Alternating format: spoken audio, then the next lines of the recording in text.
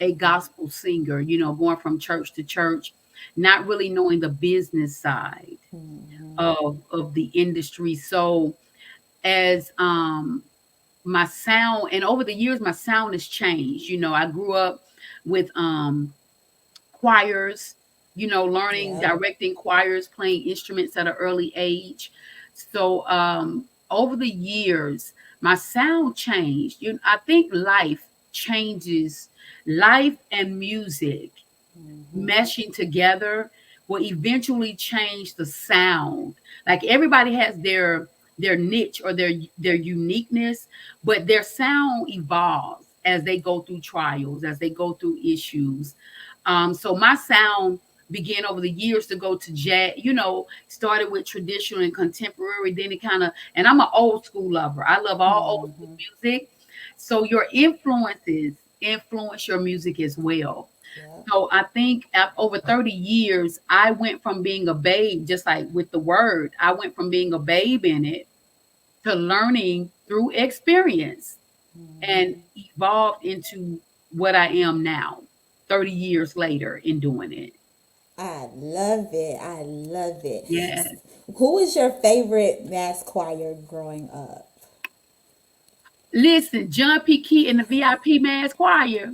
I used to say, John P. Key, my boyfriend, listen, Jesus is real Yes, and all that. yes. So I love some John P. Key because every song of John Was a hit. was, I mean, come on, John P. Key.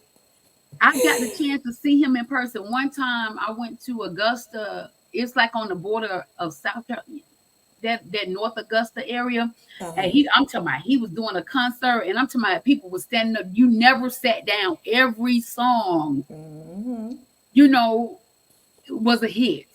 I used to love when the church choir sung Jesus is real. But I used to be saying, Jesus is real. Yeah, I know the Lord is real I'm to me. telling you, you can't go wrong with I Jesus is swear. real and never shall Mm-hmm. forget. And it's me standing in the need of prayer. I'm talking about every song is Every a hit. song. So Yep. yeah, Jumpy Key probably in the VIP Mass Choir, that probably was one of my favorite choirs.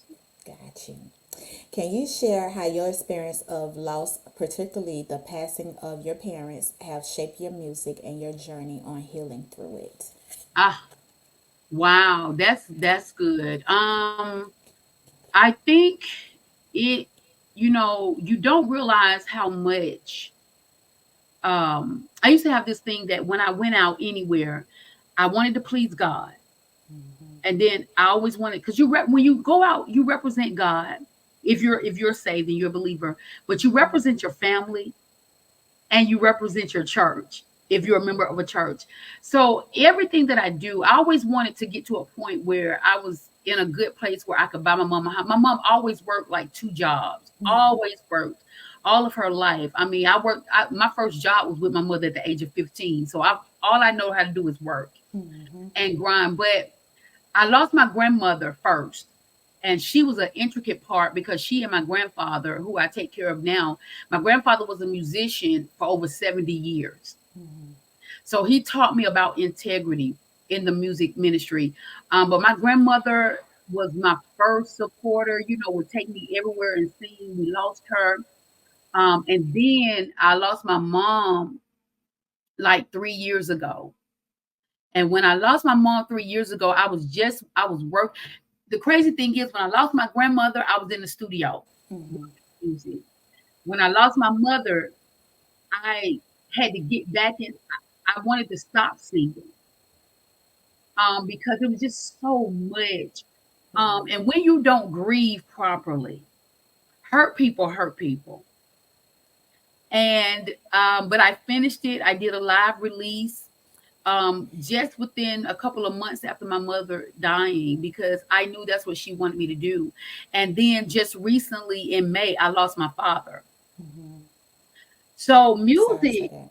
yeah, thank you. Music is so universal. It really is healing for us that are songwriters because you pen your feelings. Yeah.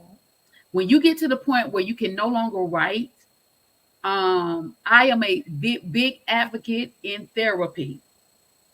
get in somebody's therapy because prayer changes things, but God created therapists for a reason. Exactly. So it influenced it for a minute. I wanted to stop singing. I didn't deal with those emotions. I'm just being very transparent.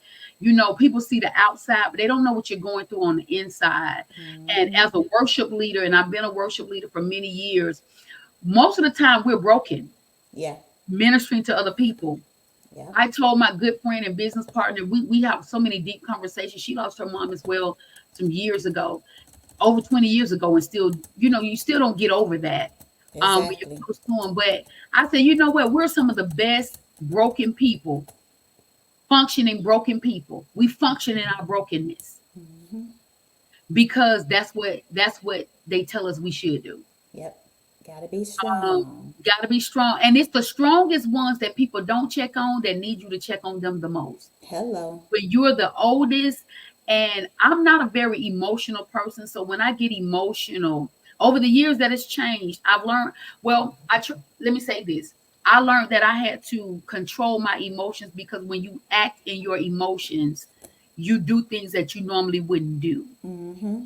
So now, through therapy and God's grace, I know how to tune that in and not be quick to speak, slow to speak, and think first and realize, okay, Kalundra, there's another way. But back to your question, but the music is therapy. Yeah. Find something. I love music is a part of me all my life since the age of 3. Music is who I am. It's a big part of who I am. If I could sing everything, I would, but that's not how we communicate in the world. Right. But yeah, but so life, even when my best friend lost her dad, I wrote a song in dedication of her dad. So any life experiences like that, I use the pen and the paper and the music to convey what I need to convey, even when I'm depressed and when I was had a season of depression and just thinking that life didn't matter. I wrote a song called "I Surrender," and that was in the midst of my depression, and God used that for healing. Yeah. So now I just between the word and music and talking to people, I find that there's a healing process. You don't ever get over it, but God helps you get through it. Yeah. Yeah. Yeah. And I can relate to everything you said because when I lost my mom, I didn't care about nothing no more. Nothing, no one opinions, no one thought. I didn't care. Yep. Like, I'm angry. My mom is gone. Like, I don't want to talk to none of y'all. I don't care how I talk to people. I just didn't care. So I feel you and I understood everything you said. When it came to my dad, we didn't have a good relationship when he passed, and I did an episode about releasing that, so I'm not gonna get into that Yeah. because I'm over it now. But I can't relate when it comes to the hurt because I wasn't hurt when he passed Yeah. versus how I was with my mom. Yeah. And just to piggyback on that, and like I said, this wasn't my biological dad, but it was one who raised me since the age of 3. And our relationship was not like close because I left at the age of 18 because there were just certain things I wasn't going to tolerate. When they deal with the illness, and I won't get into that, but when they deal with, it's just certain things, when I got of age, I graduated out of school. I've been on my own since then, just doing me. And my biological dad, I don't have a relationship with him. But my grandfather probably is the closest thing to a father, but I could not negate that there were feelings of hurt more than I thought because he was the only dad I knew. Right. And when I was younger, that's the dad. I knew him longer than my sister, who is his biological dad, because it's a 5-year difference. Right. So he married my mom when I was like 3, so he's the only dad I knew.